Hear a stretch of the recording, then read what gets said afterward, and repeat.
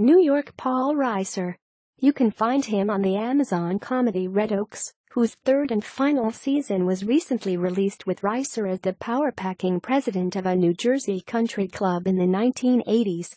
You can also find him on the just-posted second season of Netflix's Stranger Things as a government scientist who may not be quite what he seems. And though you won't see him on Hulu's There's, Johnny Reiser is very much part of this comedic peek behind the scenes of The Tonight Show starring Johnny Carson circa 1972. All 7 episodes, with Reiser as co-creator and writer, are now available for viewing. The fact that I suddenly have 3 different shows on 3 different streaming platforms suggests that I'm clever, and I planned this.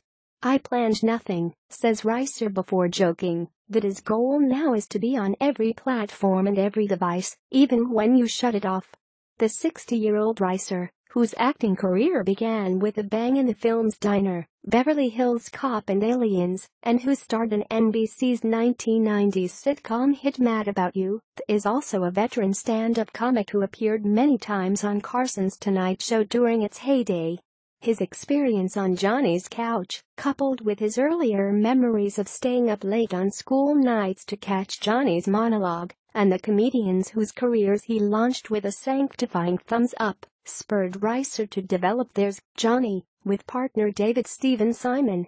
That took more than a decade, much of it spent securing the support of the Carson estate, which has furnished clips from vintage 1972 shows that are inserted into the comedic narrative.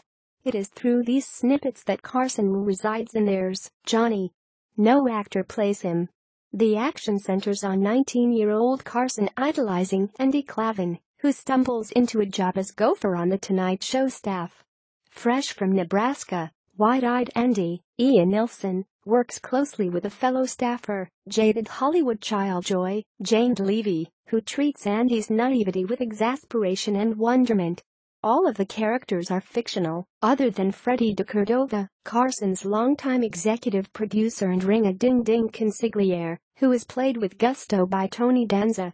Reiser recalls that it was DeCordova who served as Carson's liaison with the staff, and, until they stepped on stage, with Johnny's guests too. I did the show a lot, and, other than sitting there next to Johnny on camera, I never hung out with him, never saw him, Reiser says. He was this looming presence in the building, it was all Johnny's world, but even when he was going from his office to makeup or the stage, all I saw was an elbow rounding a corner, or the back of his head. That was the feel that I wanted to put in the show. You know he's there, it's all about him, but it's only on the air where you see him. It was on the air that Carson took form for the nation as an intimately felt companion whose impact and reach is almost impossible to fathom today. He was the guy, says Reiser. Johnny was a part of our lives in a way I don't think any television show or performer can be today.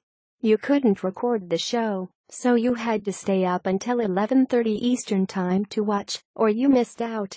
There are people 40 and up who remember Johnny and still miss him. But you don't need any prior experience or knowledge of Johnny Carson to enjoy our show. It's not about him. He's the background. And I'd like to think that it will make people not familiar with him happy that they now know about him.